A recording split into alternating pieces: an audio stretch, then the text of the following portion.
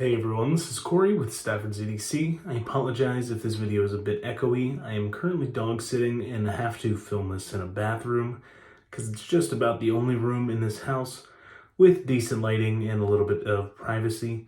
So without further ado, let's talk about this guy right here, which is the Kunwu Chad. Huge shout out to Work Knife Balance for loaning this guy to the YouTube Knife Pass Around group to take a look at. So a big thank you to him. Please check out his channel down below. I will make sure to leave a link to that in the description. Now this here is essentially just a sheep's foot version of the Kunwu Tao. Of course the X Tao being that they have their crossbar lock here, which operates the exact same way as a Benchmade access lock would. You can see there's no coil spring beneath this. There are liners on the inside, which you can maybe make out the line there where they change material, housing the Omega springs and allowing this guy to function. This is running on bearings, and I completely forget the steel on this. It says PM60 on here, which I don't think is the steel. I'm going to assume this is in LMAX or M390. I believe I read that somewhere. I will correct myself in this video. I think it's on the box, and the box is in the other room. I'm not going to go and get the box for the sake of saying the right thing. I will try and edit it in, regardless of whatever the steel is, even if I was correct. So, talking about this knife a little bit, it has orange peeled handles, as well as some micro milling in the areas down here where the finger grooves are cut, as well as along this chamfer here. Ergos are pretty solid. I wear a large size glove, and you can see this fits my hand pretty well. Of course, in my right hand, it looks a little different without the clip. Certainly no real hot spots from the clip. I do get a little bit of a hot spot from this sharp point right here. Not too bad, only if I'm really squeezing my hand, and that's just a little bit down in this area, as you can see.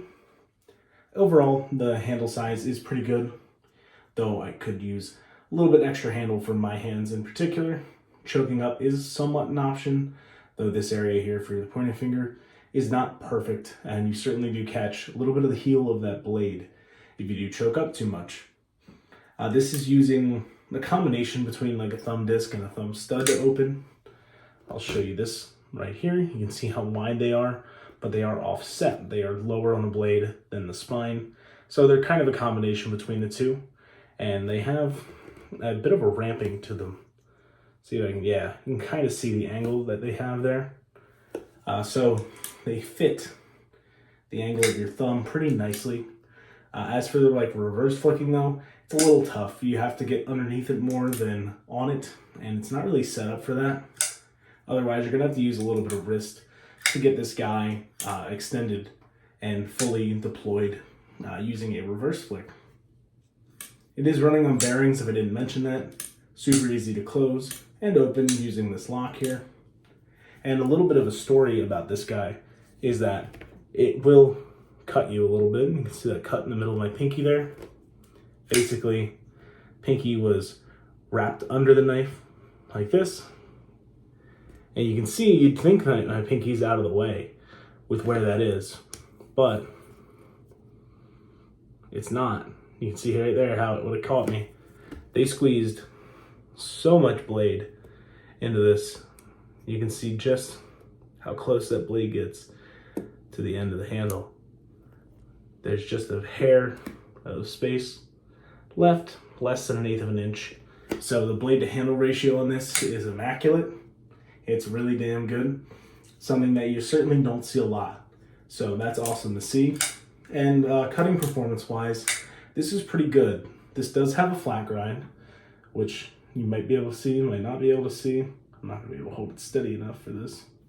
But it does have a flat grind. It's not hollow ground, but the blade stock thickness is not super thick. You can see that in between the thumb plates there.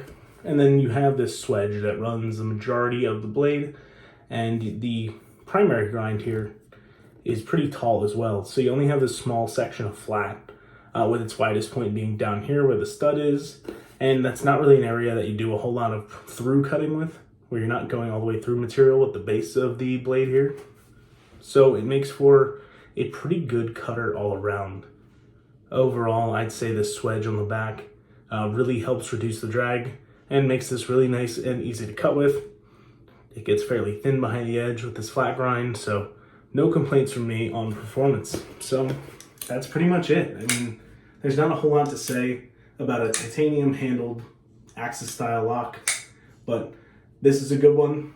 They did a good job with this one. If sheep's foot blades are your thing, consider picking up a Kunwu Chad. I don't know if Work Knife Balance is holding on to this one or if he's moving it along after the pass around, but keep a lookout for these. I think they're available. If they are, I will try and leave a link down below. If not, keep an eye on the secondary market. Thank you guys so much for watching. Hope you enjoyed. And yeah, with that, enjoy the rest of your day. Thanks again for watching and take care.